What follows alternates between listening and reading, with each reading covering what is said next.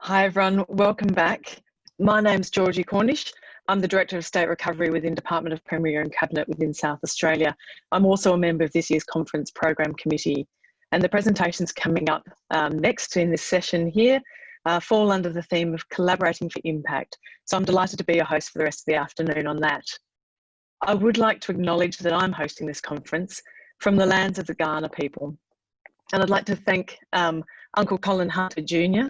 for his welcome to country he gave earlier. I too would like to pay my respects to elders past, present, and of course emerging, of the various lands on which you all join us today, and of course the Kaurna lands on which I join you today. And acknowledge the Aboriginal and Torres Strait Islander people participating in this conference today. A couple of housekeeping matters if I can. Today's presentations are recorded, so there's been a bit of a request to make sure that people can access that material. You can access that on the Knowledge Hub that you can see there on your screen now. We encourage people to get social. So this was of course going to be a physical conference and it was going to be in person, but now we're all online doing things quite differently. So I do encourage you all to join the online conversation around that. Get social, share your conference experience on Twitter using the hashtag ADRC20. And don't forget too that there's the poster display on Twitter as well. So we'll share a number of thought-leading ventures through that poster arrangement. You can follow that through hashtag ADRC20 and hashtag ADRC20 poster to see the posters as they come through. So they'll come up on your chat link as well. We do encourage people to reference Twitter. If you're on Twitter, don't be afraid to like or ask questions or retweet. If you've got an account through that. The biographies and the presentations that we have this afternoon will be available online and on today's program page. So we'll be sharing the link to those in the chat window, so do keep an eye out for that. And there's the Twitter link in your chat there now. I've seen a number of you, excuse me, already sharing the Q&A box. So please do make sure that when you've got questions to ask, I encourage you please to utilise the Q&A box. That'll enable me to see those and just to make sure that we're asking all the questions that are of most interest to those watching, to the audience. If you like something that's already there, please click the thumbs up and I'll make sure that I try and ask those questions. We'll get through as many of those as we can, but we might not get through all of them. So we'll see how we go, but please pop them in that rather than in the chat. And then of course, any thoughts and reflections, feel free to pop in the chat as well, because that might be useful for presenters and useful as we move things online as well. So we'll move now to the first presentation this afternoon, and I'd like to welcome the first presenters, Miriam Lumb from SAFECOM and Emily Humphreys from Wicked Lab, who'll be presenting on navigation resilience in a wicked world. There will be 5 minutes at the end for questions, so please do utilise that function. And in the interim, I will pass over to Miriam and Emily. Welcome, thank you. Thank you, Georgie, and thank you, Alice, and thank you for having the opportunity for us to speak here today. If we think back to the summer just gone, which now really feels like another world away, Australia's Black Summer, where we experienced our most significant disaster in living memory, with bushfires crossing many states. Bushfires of an incomprehensible size and with incomprehensible losses. I was in Europe at the time, and it was really big headline news there. Everyone wanted to talk about it and to try and understand the sheer scale of what was happening here. These fires had far-reaching impacts. They disrupted individuals and communities' social patterns at a time of year when people were on holidays and there was a lot of movement around the country, particular to these areas, many of which were tourist hotspots. So this then obviously has flow-on effects to the tourism industry and local businesses. There were physical and mental health impacts from the heavy lingering smoke and from the trauma that people experienced.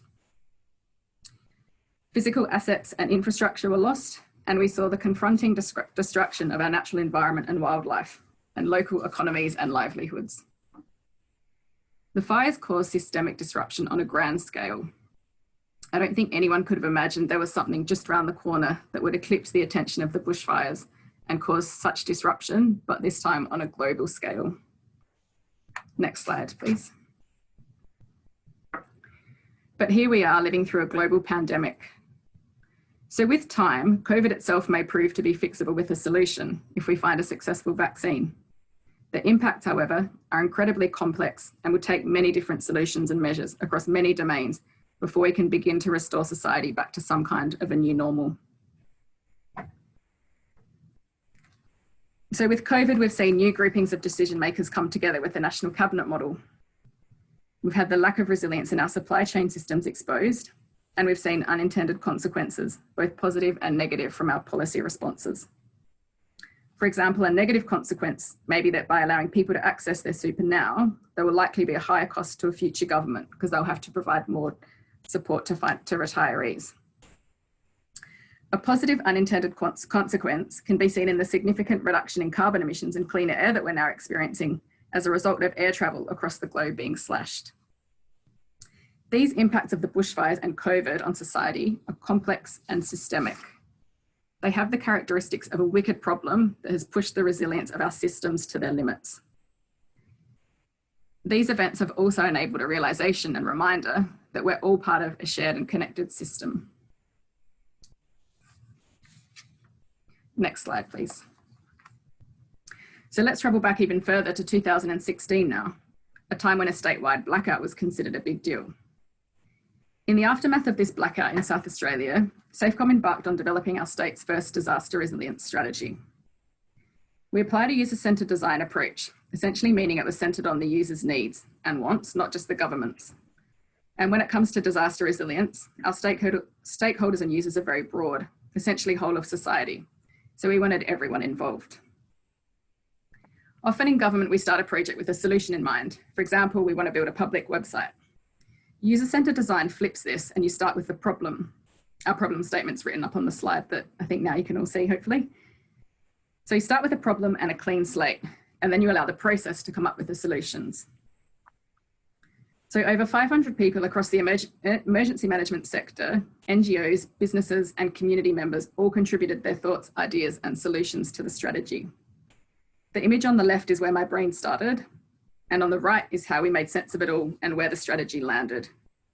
You can see that this sense of being part of a system was evident from the start and then reinforced in our final product. So Stronger Together focuses on community resilience, and it has 4 focus areas, which are informed and connected neighbourhoods and communities working together, children and young people actively engaged in reducing their risks and increasing self-reliance, prepared and adaptable small businesses that can continue to operate during and after an emergency or disaster, maintaining their livelihood while supporting their community, and strategic and connected networks, broadening the emergency management sector and working towards shared outcomes. There are also 2 cross-cutting themes that came out really strongly in our research that should be applied across all the work in these focus areas, and they're diversity and inclusion and health and well-being. So how do you monitor something that looks like this? It's cross-cutting, it's wicked, it's multi-agency, it's multi-sector. The first step was to acknowledge and recognise we had a problem, a wicked one at that. I knew that building disaster resilience wasn't going to be solved by a neat solution, and our new solutions would be centred on working across organisational boundaries, both within and outside of government. No matter how good ideas and execution are, one agency or even one sector cannot solve this alone. So how do you begin to implement such a strategy? And how do you demonstrate the impact that you're having? Next slide, please. Thanks, Miriam. Hi, everyone. My name's Emily Humphreys, and I'm one of the co-founders of Wicked Lab, a social enterprise here in South Australia. We began working with Miriam and her team in 2008 at SAFECOM. Not long after Miriam had embraced the complexity that had been uncovered as they developed the Stronger Together strategy. At Wicked Lab, we build the capacity of teams to take a complexity-based approach to creating systems change for wicked problems. Now, I know that's a jargon-laden sentence there, so I'm going to unpack both systems change and wicked problems further in this presentation. So how we do this is we do it in 3 ways. We have an education program, which we call our Complex Systems Leadership Program, and that builds a really strong understanding of complexity and systems change. And then we have an online tool that maps, tracks, and measures changes in systems over time. And thirdly, we have a systemic innovation lab methodology, which supports taking a co-creation approach to systems change with communities. Next slide, please. Now, as Miriam said, disaster resilience is a wicked problem, and that means it has a unique set of characteristics. Most importantly, what separates wicked problems from a complex problem is that it's a complex social policy problem. It means that governments have a position on this and they have policies around it. Wicked problems are multi-causal, so there are lots of different causal factors that make this whole make it a very large problem. There are many interdependencies between these causal factors. Different stakeholders have a different understanding of the problem, and sometimes this can be in conflict to both the understanding and the goal that each stakeholder is trying to achieve. There's no clear solution, and attempts to address the problem often lead to unforeseen consequences, like what Miriam was talking about before in terms of superannuation, because there's this multi-causality and interdependency within the problem. They're adaptive. So again, once you intervene in different parts of the problem, there are unforeseen consequences because the problem has adapted to the new solutions that are being put in. And they're also context specific. And by that, I mean regionally context specific. So what disaster resilience looks like in South Australia may be different to what it looks like in Victoria, and maybe what it may look different to what it looks like in America. So despite there being, all these different characteristics, the range of problems are well recognised. We'll know these problems to be things like climate change, food insecurity, terrorism, obesity, and, for example, disaster resilience, which is what we worked on with SAFECOM. But despite this diversity, all the wicked problems have the same characteristics that we've discussed here. Next slide, please. So what we're looking at here is an obesity system map.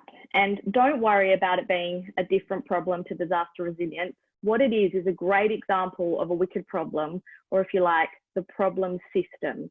So it could be any wicked problem. And what it's visualizing for us are those characteristics that we were talking about. It's showing us that it's multi-causal. So all those colourful nodes that you can see there, don't worry about the detail, but they're the different parts of the problem in obesity. And it's showing us that all of these are interconnected. So it's meaning that if you work in one part of the problem, you're going to have an influence and impact on other parts of the problem. There are positive and negative feedback loops. So you can see the small arrows showing us that it's adaptive as well, that these are feedback loops between the different parts of the problem. And there is no clear solution to the problem.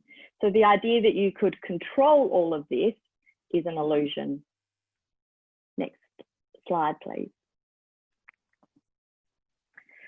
So classically, how we work with these kinds of problems is we pick a couple of causal factors and we try to intervene in the system. We try to develop projects and initiatives that target a few of these causal factors. But this is an adaptive system. So what it means is that it's constantly moving. And if once you add something in and you try and target one part of the problem, the system is going to adapt around it and there'll be unforeseen consequences that emerge. Next slide, please. So what we need to do is we need to take cohesive action on wicked problems, problems like disaster resilience. We need to focus on the bits between, the grey matter. We need to focus on how the system is functioning as a whole so we can work better together on the problem. And in this approach, we're not focusing on the parts of the problem, and that's not to say that's not an important role, but in taking a systems-wide approach, we're focusing on how these initiatives are working together. And so to do this, we need to strengthen the connections between each part of the system. Next slide, please. Now, this whole of systems approach has been gaining traction for a number of years as governments look to new ways to tackle these unprecedented challenges like disaster resilience. And in 2018, the OECD put out a report, a Global Trends in Innovation report, and it showcased 3 key trends in public sector innovation. And one of these was taking a systems approach to wicked problems. We were very fortunate that our framework and our software was included as an innovation spotlight in this report as a way to support governments to take a systems approach to these types of problems.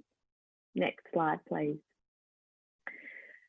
So what underpins both our learning program and our software tool is our framework. And our framework is supports taking this systems approach. It focuses on the cohesion of the community system, or what we call a solution ecosystem. And because it's a wicked problem, it also focuses on how this community system interfaces with government systems. Now, a solution ecosystem are all the organisations that are delivering or partnering on initiatives, projects, programs, policies that are working on different parts of that wicked problem in a geographical place or region. We have 9 focus areas that support this solution ecosystem to transition to a better, more effective way of working on the problem. So what the framework and the tool do is enable you to review all those initiatives in your geographical place against these 9 focus areas, and they give you different characteristics to review to see how they can be strengthened to support a more a stronger system, and the system can function better. And all of these characteristics are taken from complexity science. Now, these first 5 focus areas are about strengthening that adaptive capacity of that community system or the solution ecosystem. And these 5 focus areas, as I mentioned, come from science, from complexity science. And what we're looking at here is we want to disrupt the system. So we've been through, COVID is a great example of an event that has disrupted the system, and systems are often locked into ways of working. So through disruption, you're able to unlock and enable energy in the system to move.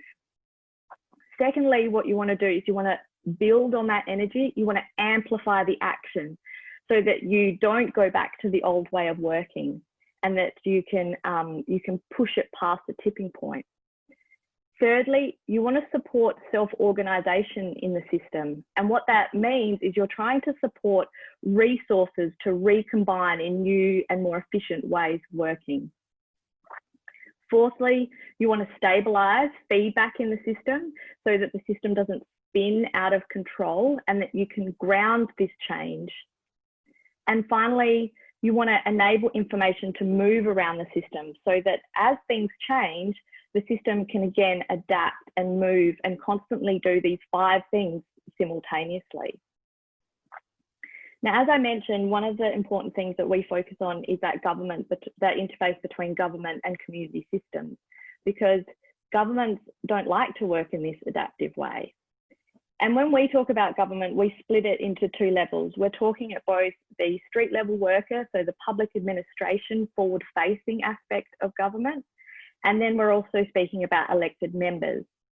Now, that bottom part of this diagram, this is about how do these 2 levels of government come down and explore the knowledge, innovation, and ideas that exist in this solution ecosystem, in the community system. And then how does the government take these back up into government to create systems change? Next slide, please. So how we tie this all together is in what we call building a transition card, which is our colourful barcode that you're looking at here. And for building a transition card, you'll pick a problem. So what you're looking at here is the disaster resilience transition card. So the problem is disaster resilience. You pick a place, which is South Australia, and you're reviewing all the initiatives that are working on disaster resilience against these 9 focus areas and characteristics that I mentioned. And what this transition card enables us to do is it enables us to see opportunities to strengthen initiatives that that don't tick off these characteristics, and work out strategies to do so. Over to you, Miriam. Thank you. So my colleague Sue and I have completed the Wicked Labs education program, and we've been working with this tool since we finalised our disaster resilience strategy. And as Emily mentioned, you can see the transition card now on the slide. So the important thing is you can get an overall look of the tiles and where there are gaps and where there's a lot of activity. So this is the transition card for disaster resilience in South Australia. The blue list of initiatives down the side is what we're currently capturing, making up year 1 of implementation of the strategy. So that was last financial year. And essentially year 1 implementation was made up of our disaster resilience grant funded projects, which for the first time were aligned to the disaster resilience strategy. So it's not our full ecosystem. It's not showing everything that's contributing to disaster resilience in South Australia quite yet. The transition card is consistent with most first versions. That is that focus area 1 is done pretty well. So the red down the left, there's quite a lot of activity. So as Emily explained, this is about the initial disruption of things and highlighting the need to work differently. So you can see how the transition card highlights where we have gaps. So one of the areas which is far down the right end, that's all about the government and community interface. So how does government explore the knowledge, innovation and skills that are happening in the community? And then how is government exploiting these learnings and embedding them back up into government? We can also see that supporting focus area 3, supporting self-organisation, so that's the apricot coloured one kind of close to the middle, that also could do with some more activity. So an example of what fits in there is creating a common language to support shared understanding. So our disaster resilience strategy, for example, created a definition and shared understanding of disaster resilience for the state, but we could still do more work in having that applied more broadly and having more people use it. Another area that could be strengthened is encouraging people in the community to lead the change effort. So people on the ground really taking ownership and leading change in their community. Focus area 2 is about amplifying action and building what's already there. So one way we're looking at strengthening this is through our resilience and risk reduction grants program. Can we scale up successful projects and replicate them and make them more sustainable? So we're currently going through a process of meeting with agencies in the sector and showing how we're using this tool. We're then asking them to feed in information on what they're doing that could contribute to disaster resilience in the state. And then we'll add that to this ecosystem and really start to broaden it out. We've also decided to add risk reduction to the transition card so we can capture what we're doing to implement the National Disaster Risk Reduction Framework and have them sitting alongside each other.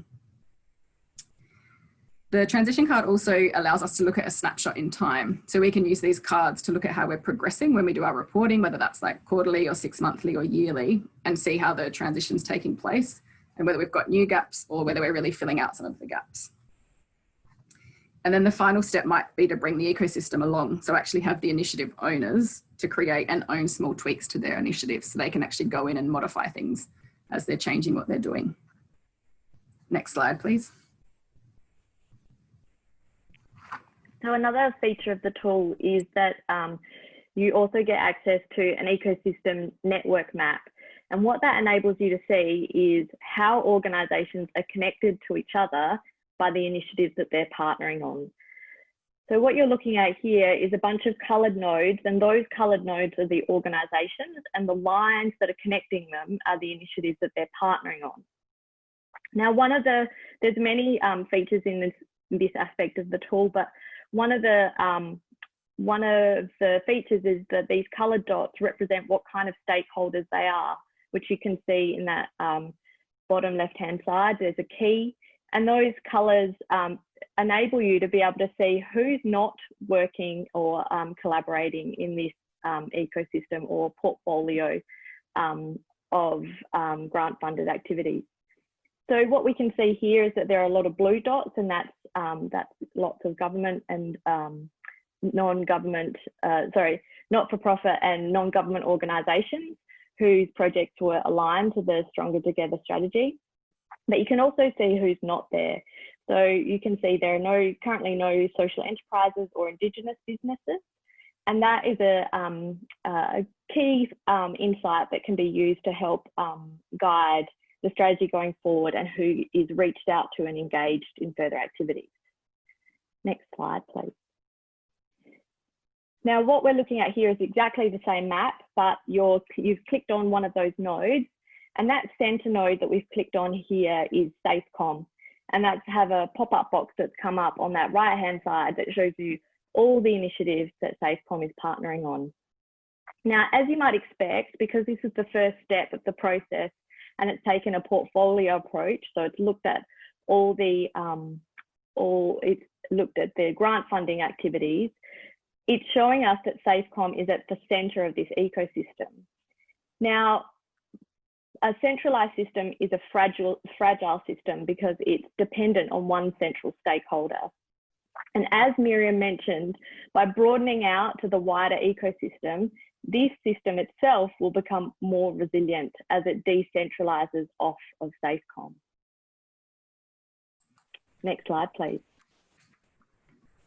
So just briefly, in conclusion, a few takeaways and lessons that we've learnt through this process. The first one being encouraging people to take a systems approach. So consider yourself and your work as part of a system and think about where you fit. Things aren't happening in isolation, and our actions can positively and negatively impact across the system. Identify gaps. So take time to regularly reflect on and understand where your gaps are, and then develop and test strategies to address the gaps. Connect the dots. So strengthen your networks and connections outwards and across, not just up and down within your organisation or your silo. And finally, build resilience into the system. If we go back to COVID as an example, we're simultaneously responding to and recovering from the pandemic, and this might continue for quite a while. Our decision making now needs to make sure that we're building further resilience and strength into our systems. This will mean we're better able to respond to inevitable future shocks and disruptions, and have the capacity to adapt and to even take advantage of the opportunities that they bring. Thank you. Miriam and Emily, thank you so much for what is a huge amount of information in a very short period of time. You've really taken us up to the wire. I'm just having a look through some of the Q&A questions, and we are sort of really due to move on. Some of the questions were really around some of those diagrams. There's just so much volume of material in those. There's a real art, I guess, to distilling that down to make it a meaningful message for decision makers. So I think you talked through some of those processes as we progressed. I also recognise one of the questions was really around identifying some of the gaps or some of the voices of those who are not typically heard. And Emily, I think your commentary around that ecosystem map at the end that talked about what parties aren't represented, obviously noting, as you said, that Indigenous communities perhaps weren't represented in that final map. So I guess it sounds like the work has really pulled out some of those gaps and some of that information there. So thank you very much for that. What we might do, folks, because I know that there are a few questions there, but I also know that it's time for us to move on to the next presenter. We might seek to try and make sure those questions are available on the Knowledge Hub and enable those to be answered. If Emily and Miriam have a chance, they might be able to answer some of those key questions that have received most interest, if that's all right with everybody. Thank you once again, Miriam and Emily. Really, really useful information and generated significant interest. So really appreciate that. A great short, sharp presentation to kick off with. Thank you.